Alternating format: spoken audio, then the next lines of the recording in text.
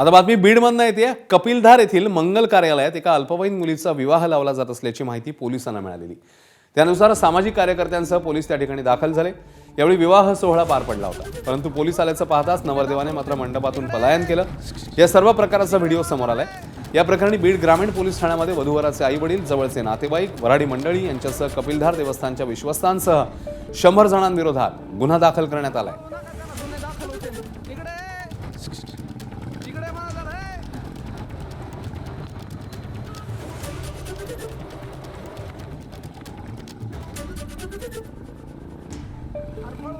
गुन्हे दाखल होते।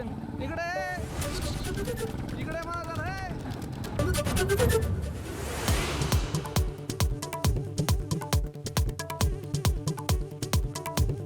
मराठवाड्यातले 9.5 लाख शेतकऱ्यांची ई-केवायसी प्रक्रिया अपूर्ण। 8,733 कोटींची नुकसान भरपाईची रक्कम पडून मार्च अखेरपर्यंत ई-केवायसी पूर्ण करण्याचं विभागीय आयुक्तांचं आवाहन।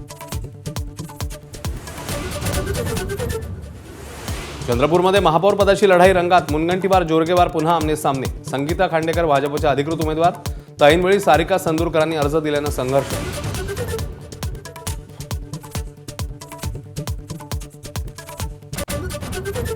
नाशिकमध्ये वेगळी समीकरणं जन्माला। महापौर पदासाठी भाजपचा मार्ग सुकर असतानाच मनसेचा एकमेव नगरसेवक शिंदेंसोबत आघाडीत। सत्ता स्थापनेच्या आधीच्या घडामोडींनी चर्चांना उधाण।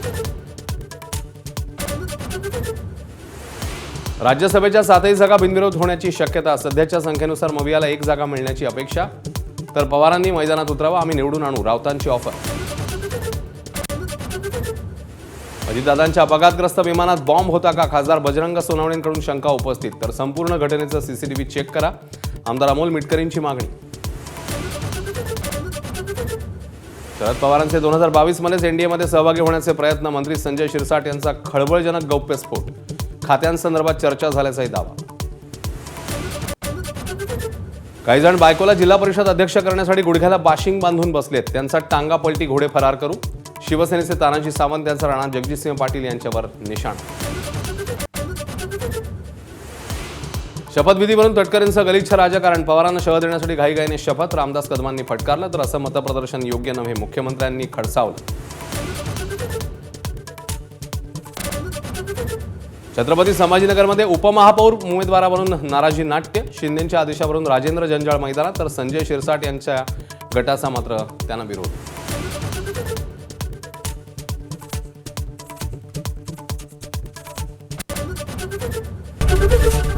एबीपी माझा, उघडा डोळे बघा नीट।